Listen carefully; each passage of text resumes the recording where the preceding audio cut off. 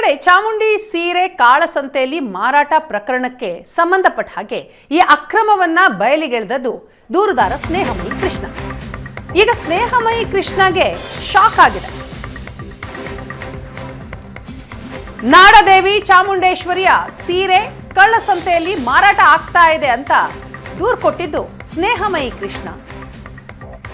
ಆದ್ರೆ ಈ ಪ್ರಕರಣದಲ್ಲಿ ಈಗ ಸ್ನೇಹಮಯಿ ಕೃಷ್ಣಗೆ ಶಾಕ್ ಆಗಿದೆ.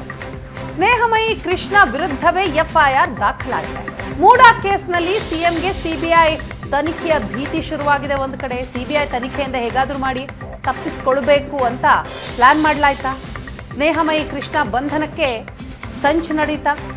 ಸ್ನೇಹಮಯಿ ಕೃಷ್ಣ ವಿರುದ್ಧ ಏನು ಎಫ್ಐಆರ್ ದಾಖಲಾಗಿದೆ, ಆ ಎಫ್ಐಆರ್ಗೆ ನಿಜಕ್ಕೂ ಇರುವಂತಹ ಕಾರಣ ಏನು, ಅಸಲಿ ಕಾರಣ ಏನು? ಸ್ನೇಹಮಯಿ ಕೃಷ್ಣ ಬಂಧನಕ್ಕೆ ಪ್ಲಾನ್ ಮಾಡಲಾಯ್ತಾ? ಒಂದು ವೇಳೆ ಅವರ ಬಂಧನ ಆಗಿದ್ದೇ ಆದಲ್ಲಿ ಅವ್ರ ವಿಚಾರಣೆಗೆ ಹಾಜರಾಗೋದಕ್ಕಾಗೋದಿಲ್ಲ. ಕೋರ್ಟ್ಗೆ ಹಾಜರಾಗೋದನ್ನ ತಪ್ಪಿಸೋದಿಕ್ಕೆ ಈ ಸಂಚು ನಡೀತಾ?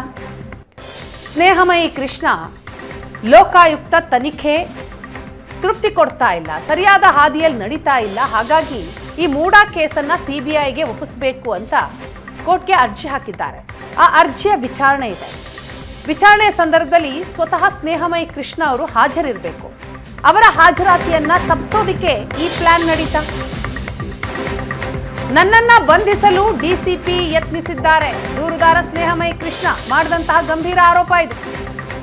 ಡಿಸಿಪಿ ಮುತ್ತುರಾಜ್ ವಿರುದ್ಧ ಡಿಜಿಪಿಗೆ ದೂರು ಕೊಟ್ಟಿದ್ದಾರೆ ಸ್ನೇಹಮಯಿ ಕೃಷ್ಣ. ನಾಳೆ ಹೈಕೋರ್ಟ್ನಲ್ಲಿ ಮೂಡಾ ಅರ್ಜಿ ವಿಚಾರಣೆ ಇದೆ. ಈ ಕೇಸನ್ನ ಸಿಬಿಐಗೆ ವಹಿಸಬೇಕು ಅಂತ ಮನವಿ ಮಾಡಿದ್ದಾರೆ ಸ್ನೇಹಮಯಿ ಕೃಷ್ಣ. ವಿಚಾರಣೆಯ ಸಂದರ್ಭದಲ್ಲಿ ಸ್ನೇಹಮಯಿ ಕೃಷ್ಣ ಹಾಜರಿರಬೇಕು.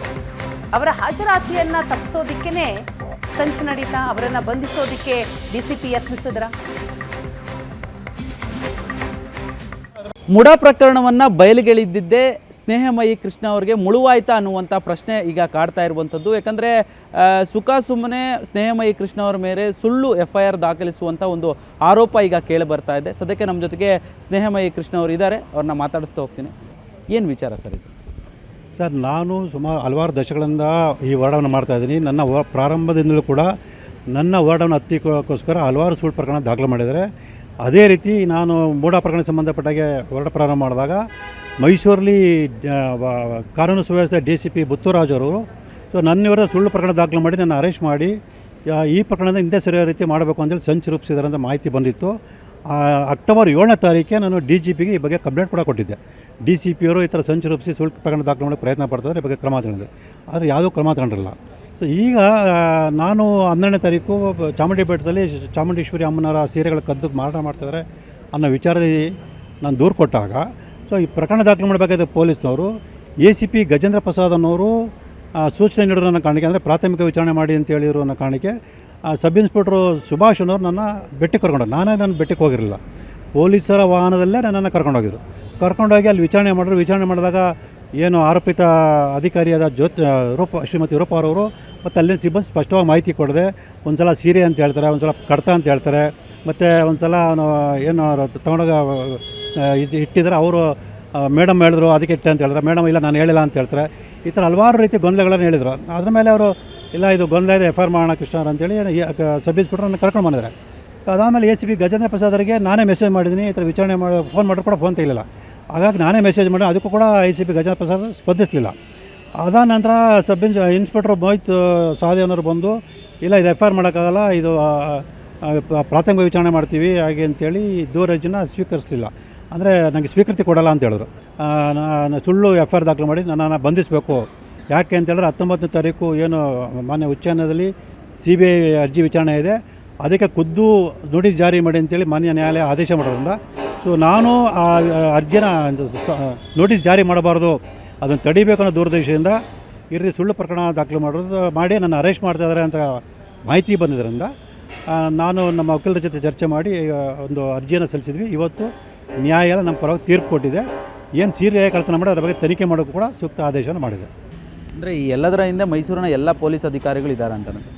ಖಂಡಿತವಲ್ಲ ಸರ್, ಯಾಕಂದರೆ ಮೈಸೂರು ಸಿದ್ದರಾಮಯ್ಯ ತವರು ಜಿಲ್ಲೆ ಆದ್ದರಿಂದ ಅಲ್ಲಿರೋ ಅಧಿಕಾರಿಗಳು ಅವರ ಕೃಪಾ ಕಟಾಕ್ಷದಿಂದ ಕೆಲಸ ಮಾಡ್ತಿರೋದ್ರಿಂದ ನೋಡಿ, ಒಂದು ತಾವು ಬೇಕಾದ್ರೆ ಗಮನಿಸ್ಬೋದು, ಮೈಸೂರು ಪೊಲೀಸ್ ಆಯುಕ್ತರ ಕಚೇರಿಯಲ್ಲಿ ಏನು ಪೊಲೀಸ್ ಆಯುಕ್ತರ ಕೊಠಡಿ ಇದೆ, ಆ ಕೊಠಡಿಗೆ CC ಕ್ಯಾಮ್ರಾ ಹಾಕಿದ್ದಾರೆ.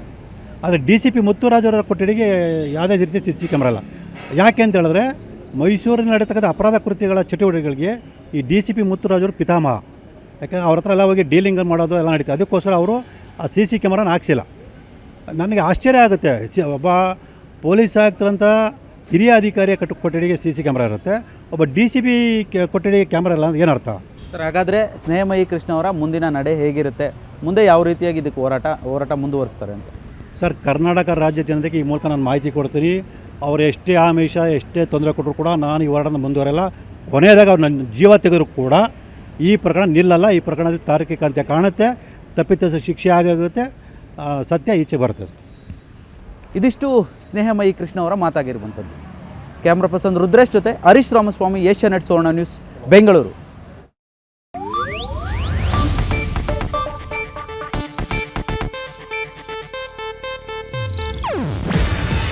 ಇದು ಏಷ್ಯಾನೆಟ್ ನ್ಯೂಸ್ ನೆಟ್ವರ್ಕ್ ಪ್ರಸ್ತುತಿ. ನೀವು ನೋಡ್ತಿದ್ದೀರಾ ಏಷ್ಯಾನೆಟ್ ಸುವರ್ಣ ನ್ಯೂಸ್.